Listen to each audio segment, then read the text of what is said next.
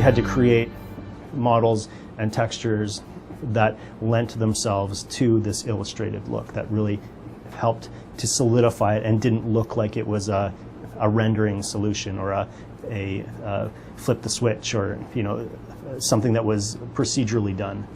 Given the history of the IP and the roots, the fact that it came from a graphic novel, started out as a comic book, it made more sense to try and do something that was more graphic, that was more in line with that.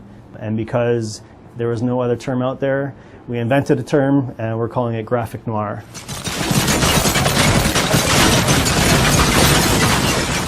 Of course, we looked at Marc Silvestri's work because of his connection to the darkness.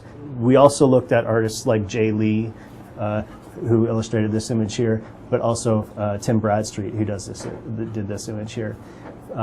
They have taken illustrative styles or illustrative techniques and done something different with them.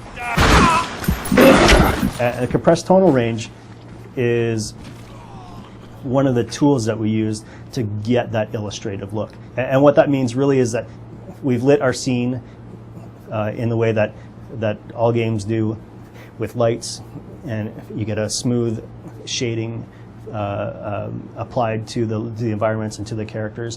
What we've done then is taken that and taken those values, those light values, and compressed them or crunched them down into 3 tones.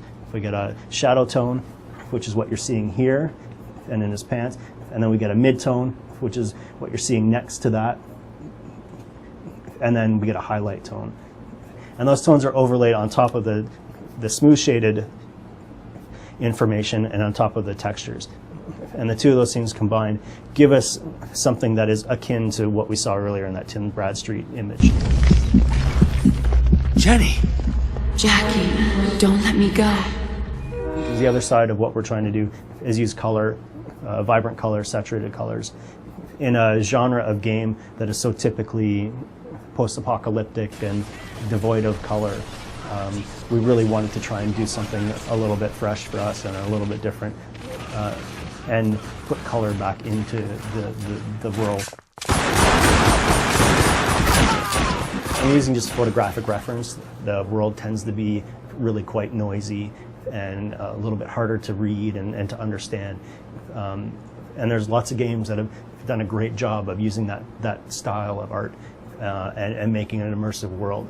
But we really wanted to simplify things a little bit and to fit within that graphic novel or the comic book realm where you're using solid color and shade and details tend to be hand-drawn, that type of thing. We really wanted to try and do the same thing with the art that we have in the game.